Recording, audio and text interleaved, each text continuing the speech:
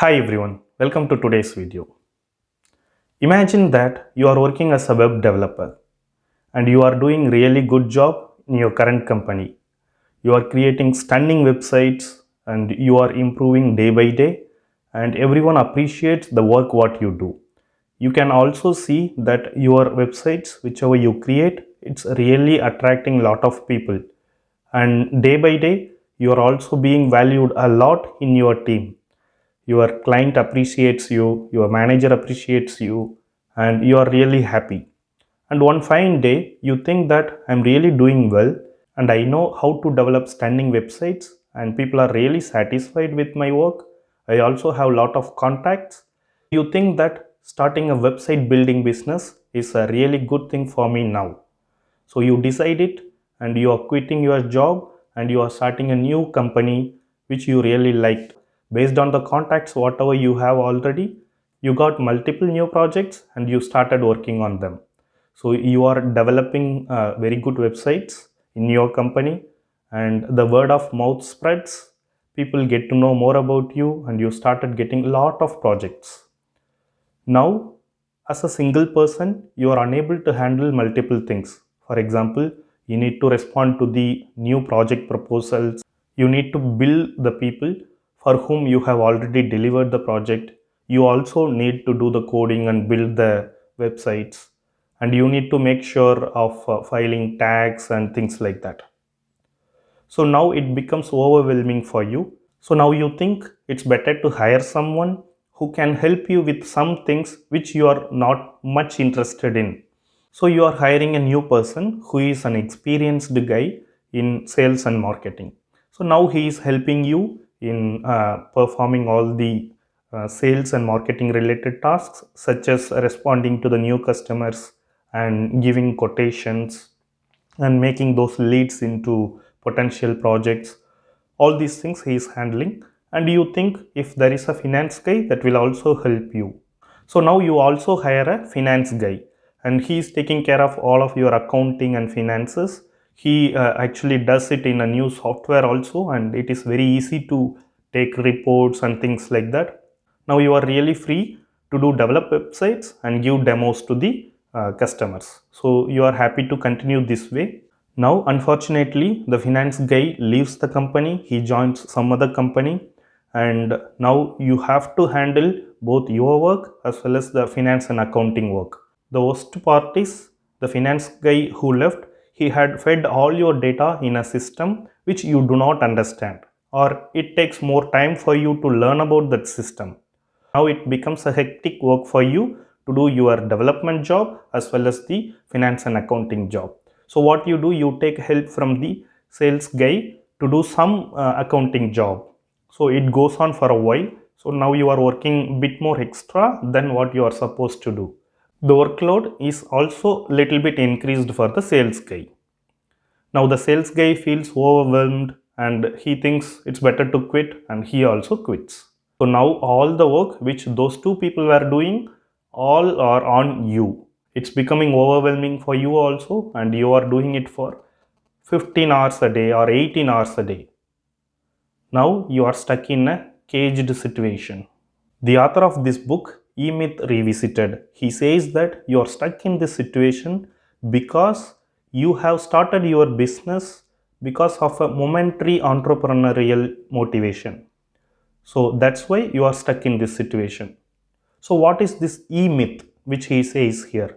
So E-myth is entrepreneurial myth. He says that just because you know how to develop stunning websites, you assumed that you know to run a website building business also.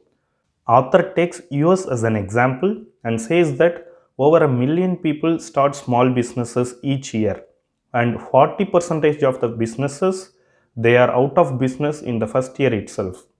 And as a whole, 80% of the businesses they are out of business in next 5 years.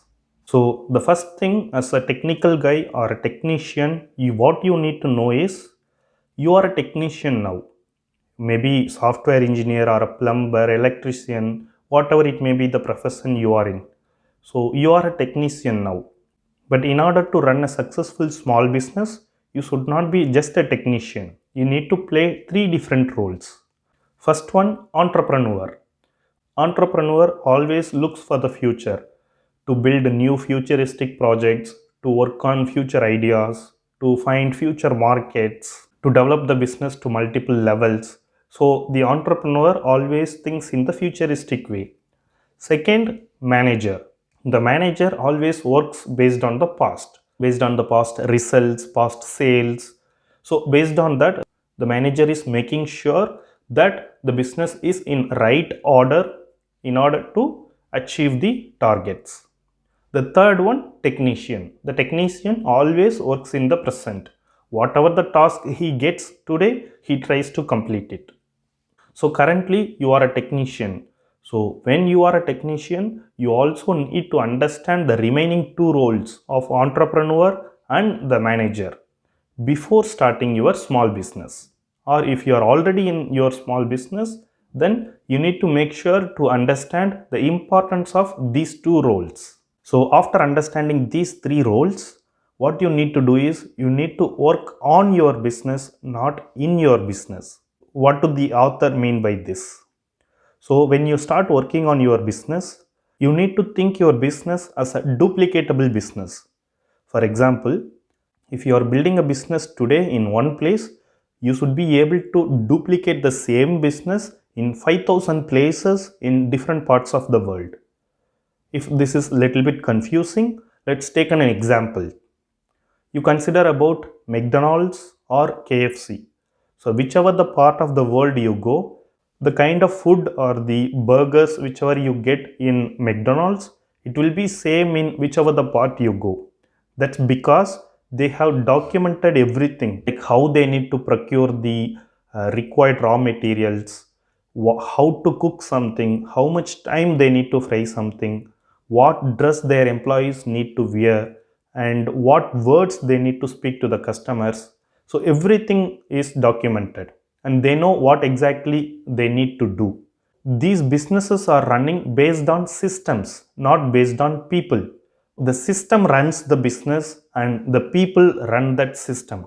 Even if you pay attention, these people who run this system, they are not well qualified ones. They are the ordinary people, but they follow the system correctly, regularly, every single time. That's why they are able to produce the same results in whichever part of the world in the McDonald's. So if you are thinking about a business, you should be able to duplicate your business in whichever the part of the world you want to start that business. So now how can you build such systems? So you need to come up with the organizational structure first. No matter you are the only one employee as of now, you should still write an organizational structure starting with, let's say, president and 3 vice presidents. One vice president is for sales, the other vice president is for finance, and the other vice president is for operations. And below each of these vice presidents, you need to be having managers, sales managers, operational manager, finance manager. Below these managers, you need to have the helping employees, the operational assistant or finance clerks, like whichever the way you want to decide, you need to have these people under the managers. So now after you draw that particular organizational structure, you need to write your name in each of the boxes. If you have more employees with you, then you can fill out their names, but at least when you are getting started with this org structure, make sure to write all your names in that places and then you work towards the improvement. But the important thing here is that whichever the role you define, you make sure to document all the activities that they are supposed to do.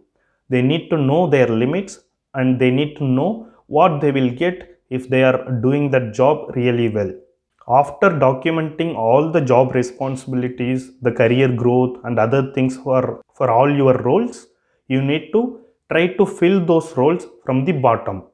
So when you think that you need to manage a lot of finances, then you put a finance clerk first, not a finance experienced manager.